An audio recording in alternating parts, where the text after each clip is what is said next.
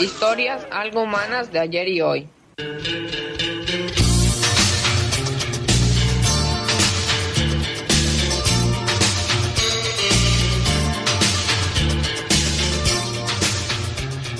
Nos vamos poniendo a tono musicalmente, mientras también en la pantalla de televisión vemos que hay una multitud llegando a Plaza de Mayo para conmemorar la vida, en realidad, el día que se nos fue el Indio Solari. Y está acá en el estudio el compañero Mauricio Castro, docente y licenciado en comunicación y titular en esta columna llamada Historias algo humanas de ayer y de hoy. Hola, Mauri. ¿Cómo estás, Sema? Acá, llevando este día que se hizo larguísimo con la tristeza a cuestas, che. Un día de homenaje para el indio y parece que es una gran ocasión para hablar con Oscar Jalil, que es uno de los grandes periodistas de rock que tiene este país, además platense, ¿no? De La Plata. De la misma ciudad donde empezó esta leyenda, ¿no? Así es, y si no me equivoco, ahora está allí. ¿Es verdad, Oscar? Acá estoy. Hola, Oscar, ¿cómo estás? Gracias por atendernos, che. No, por favor, gracias a ustedes. Che, Oscar, si tuvieses que explicarle a un austríaco, a un polaco... O a un marciano, como dijo el presidente también, marciano, ¿no? ¿Quién es el Indio Solari? ¿Cómo lo harías? Y es como el peronismo, es imposible explicarlo. No, a mí me parece que es una especie de héroe contracultural que logró la masividad, cosa que los héroes contraculturales jamás alcanzan ese nivel de adhesión multitudinaria, porque no solamente la gente que iba a los conciertos de Los Redondos o a los recitales del Indios en su faceta solista, sino que eso se replica en remeras, pintadas, grafitis, una pasión que es religiosa, ¿no? Y que forma parte de varias generaciones, ¿no? Ya en los últimos recitales del Indio iban los abuelos con sus nietos a ver a ese mismo tipo que les hablaba a mediados de la década del 80 y que formaba parte del circuito underground, pero también del circuito independiente, que era una banda, no digo dark directamente como conocemos a otros grupos de la época, pero que tenía un sesgo bastante oscuro en Octubre, que había editado sus discos de manera independiente, que manejaba y controlaba cómo armar los recitales, en dónde tocar, inventaban espacios, cosa que también forma parte de la independencia de un grupo, que era un grupo multidisciplinario en sus inicios, muy cercano a la Escuela de Bellas Artes y a lo que había sido la Cofradía de la Flor Solar, toda esa experiencia tan particular del rock platense, que todavía se mantiene, porque en cada banda siempre hay un fotógrafo, un escenógrafo, un director de cine o estudiante de cine que quiere grabar su primer video, y eso se mantiene en el rock platense y se inició acá en La Plata.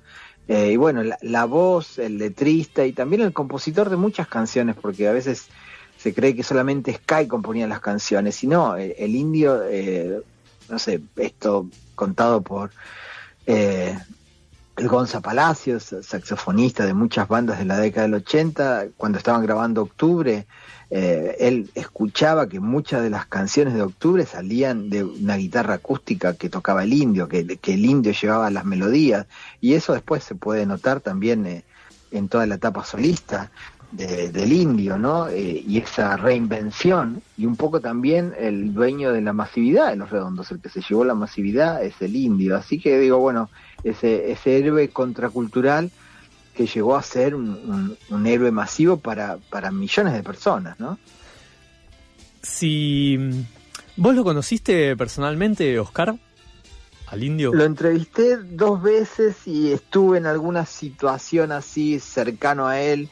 En el año 91, con unos amigos viajamos con Rocambole a Mar del Plata, porque Los Redondos tocaban en un teatro de calle Independencia, que después ahí unos años antes había visto a Sumo en ese mismo teatro.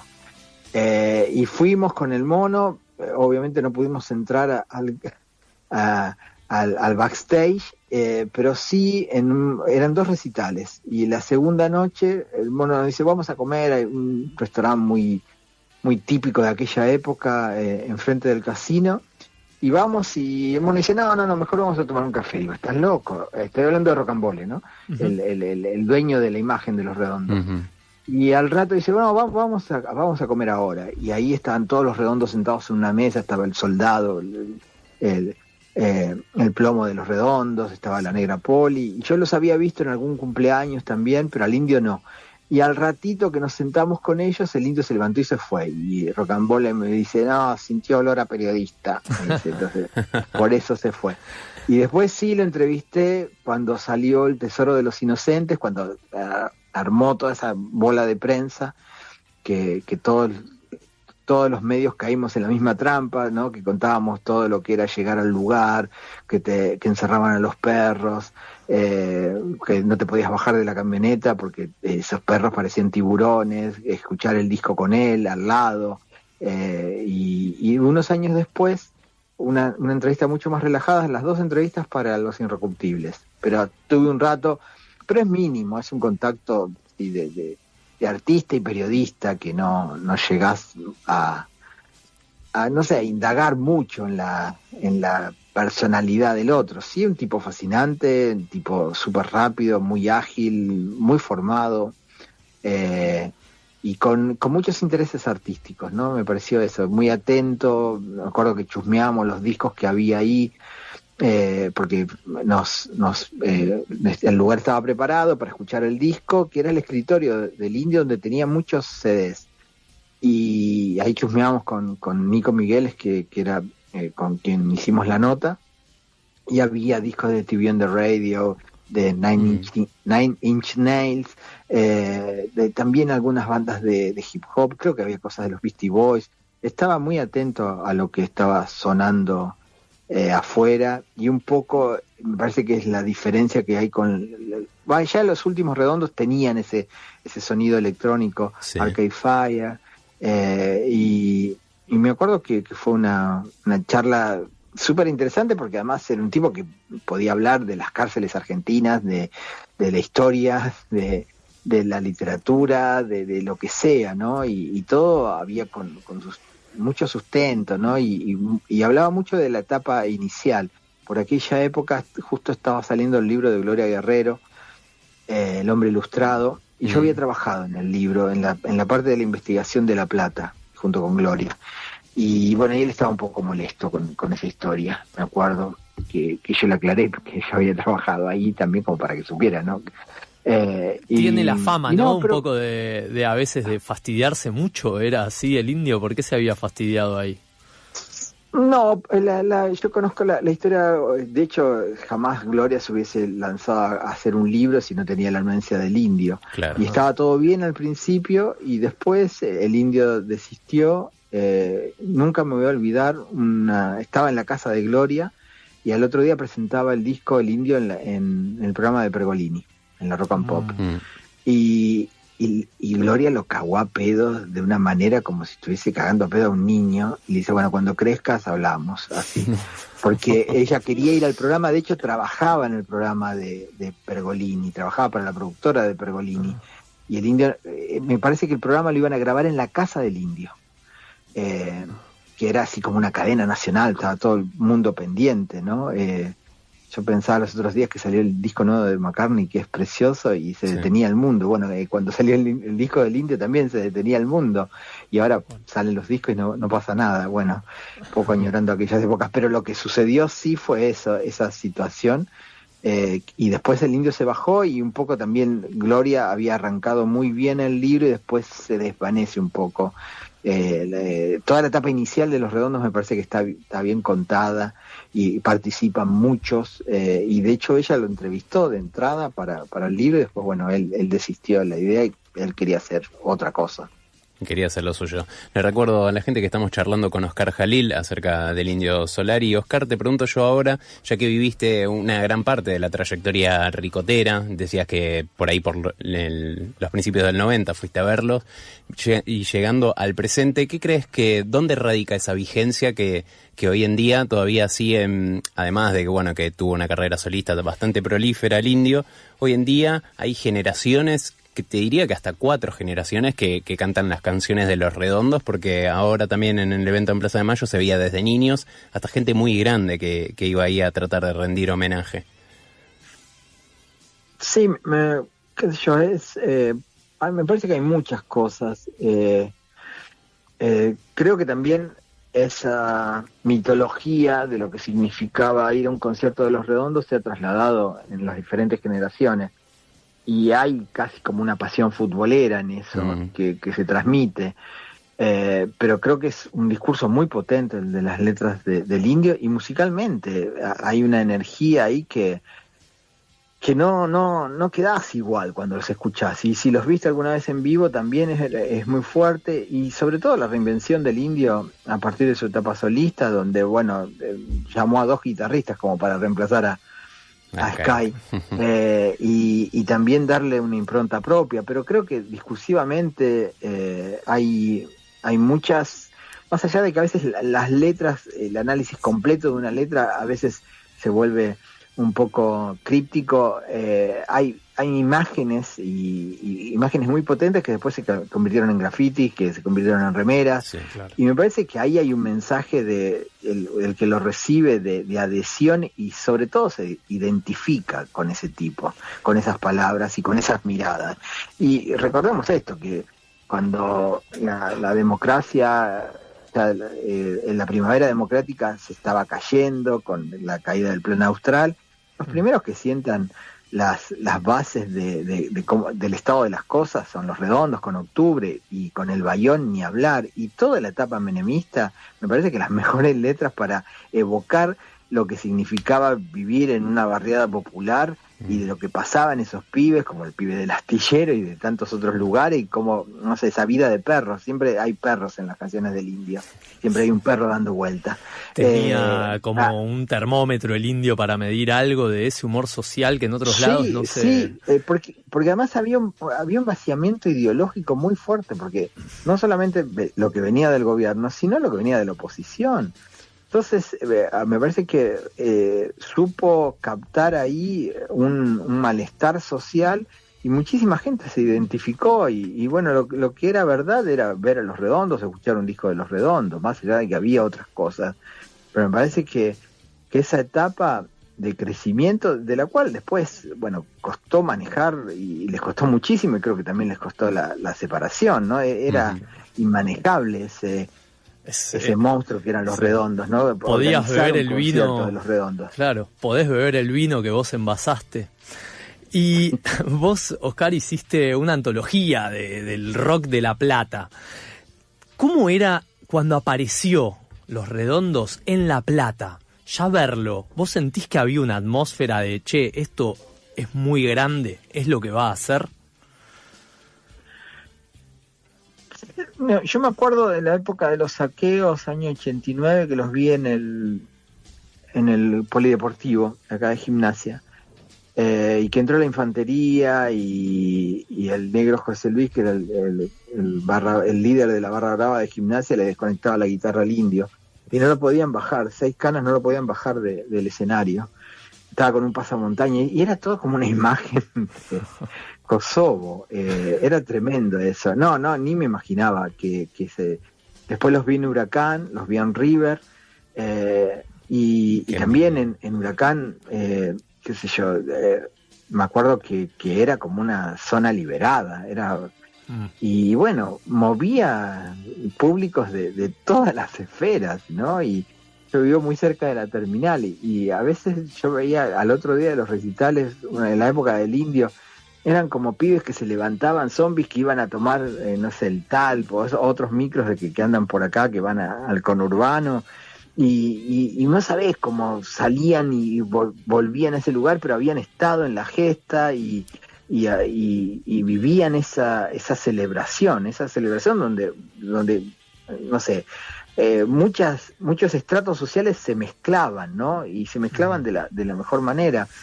pero el prever ese crecimiento, no, me parecía, no sé, igual yo tampoco creo mucho en las bandas de grandes estadios, no sé, no, a mí no me llena eso tampoco. Los Redondos tenía otra, claro, y tenía otra liturgia, era otra cosa, sí, lo sorprendente. A mí me gustaba es ir a un recital y pasarla bien, y escuchar bien, qué sé yo, soy más burgués en ese aspecto, pero no sé, que no sea que tu vida corra peligro, y a veces en la puerta era medio terrible, pero igual fui a River, y me acuerdo que te jodía que uno arruinaba la fiesta, ¿no? Como el que sacó el cuchillo en la cancha de River y que el Indio tuvo que parar el recital, y que lo mataron a palos, ¿no? Y esas cosas eran terribles. Igual que yo, con vida futbolera, yo también eso lo había vivido acá en La Plata. Y no, como que formaba parte, y yo también, y vi a The Cure, y peor que The Cure no vi nada, ¿no? La cancha de Ferro, eso fue una batalla campal, y fue tal vez a veces más heavy que algunos conciertos de Los Redondos. ¿En qué año de The Cure, Oscar? 87, marzo del 87. ¿Hay algo de una época, de una ausencia del sentido de pertenencia, quizás? Sí, me acuerdo que Robert Smith puso en su diario que no iba a volver nunca más a la Argentina, que parecía una zona de Bagdad o Beirut, no, decía que parecía Beirut. Y policías quemándose porque prendieron fuego a unos perros. Bueno, Greenback también contrataba una policía privada con Doberman, y lo cual fue una demencia. También había perros ahí. Sí, por eso no podés controlar. Pero sí, estaba muy pesada esa etapa. Me acuerdo del primer recital de Los Ramones, también fue un poquito tiempo antes en Obras Sanitarias, que siempre Luca Prodan lo recuerda, que a él le sacaron toda la ropa, que nos dejaron con unos pantalones nada más, hasta las zapatillas, que la gente lo agarraba y que estaba heavy, era un momento pesado. Che, Oscar, yo no quiero meterme en tu agenda, pero vos me dijiste que tenías que, no sé si irte a dar clase, algo por el estilo. No, me voy a la radio Universidad, que ahora hacemos un programa que se llama Detectives Salvajes. Hoy teníamos otro programa planificado y obviamente cambió. Bien, si querés una palabra de cierre de lo que te suscita un poco en lo personal este día, la despedida del Indio. No sé, no sé, uno nos espera las muertes y cada cual enfrenta la muerte como puede, ¿no? Y me parece que lo primero que uno siente cuando es alguien tan cercano, que vos tenés un montón de discos en tu casa, que los escuchaste un montón de veces, que trabajaste sobre ese material y fue importante en tu vida, hay una ausencia, se siente esa ausencia. Y creo que hay muy pocos artistas argentinos que en un tiempo ¿te acordás ese viernes cuando murió el Indio, que estaba nublado? Nos vamos a acordar, y va a ser como el día que murió el Diego, o otros momentos. Yo me acuerdo el día que murió Lennon, ahí se van a dar cuenta que soy muy de edad, pero me parece ya tenías conciencia de la buena música. Evidentemente. Sí, no, ya era grande, ya tenía 17, 18 años, ¿no? Pasaba música hace años y no lo podía creer, porque fue la primera muerte así. De una forma terrible. Tan trágica, ¿no? También. Sí, además que fue un magnicidio, tuvo el nivel de magnicidio porque se tomó de esa manera, ¿no? Como si hubiese sido un líder mundial. Pero volviendo al Indio, me parece que estamos asistiendo al paso de un artista, de una leyenda, como todos los nombres que le pueda poner en la televisión, a la inmortalidad, ¿no? Y una cosa muy linda que escribió Pablo Perantuono, Fuimos Reyes, y me parece que es el mejor libro que se ha escrito sobre Los Redondos, ¿no? Es el más gráfico, más real, está con muchos testimonios, no es tan adulador, y me dice que algo así como que Godard dijo una frase como quiero morir y ser inmortal, y Pablo le dice, bueno, lo lograste. Y me parece que es eso, ¿no? Pocos artistas, no sé, vamos, Gardel, Piazzolla, Atahualpa Yupanqui, y estoy hablando también de un tipo que es compositor, ¿no? Eso es muy fuerte, porque hay muchos intérpretes que son importantes en la historia argentina, pero acá tenemos un compositor de letra y música, y bueno, y es eso, ¿no? Nos quedamos un poco más solos, ¿no? Nos quedamos un poco más solos. Totalmente. Gracias, Oscar, por esta comunicación, y recomendamos a toda la audiencia también a buscar el grandioso libro que Oscar Jalil ha escrito sobre Luca Prodan, Divino Tesoro. Muchas gracias. No, muchas gracias a ustedes. Un placer y a disposición cuando quieran. Un placer, Oscar, gracias. Ha pasado Oscar Jalil, amigues, por el aire de Algo con R. Y bueno, reconforta un poco, ¿no? Nos sentimos, estamos un poco más solos, ¿no? Creo que dijo al final solos. Y es el sentimiento que también me queda a mí desde que conocí la noticia. También dijo este día lo vamos a recordar, y es bueno también recordar haber podido hablar con alguien que tiene estas historias, que entiende tanto una época, y alguien que entendió una época, me parece, justo hoy lo hablaba, de cómo el indio parece que octubre lo escribe antes de la caída del muro de Berlín, ¿no?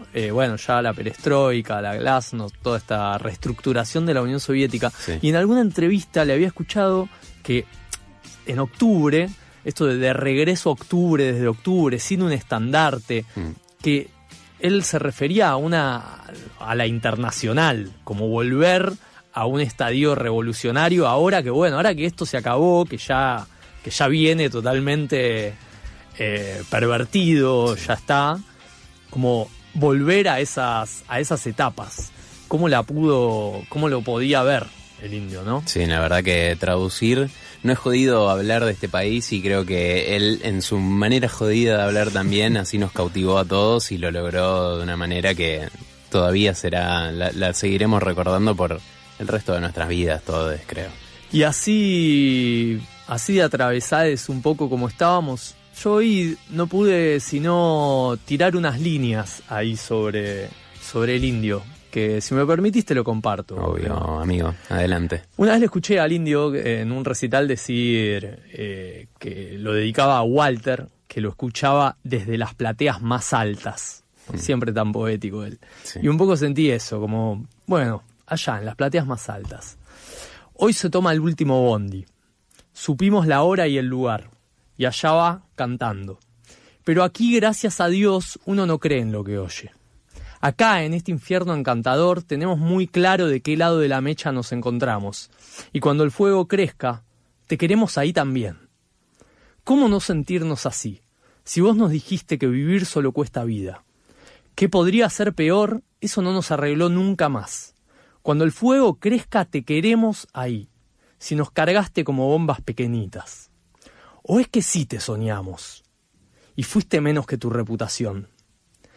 Al final las despedidas son estos dolores dulces. Anda cantando, estrella de este lío.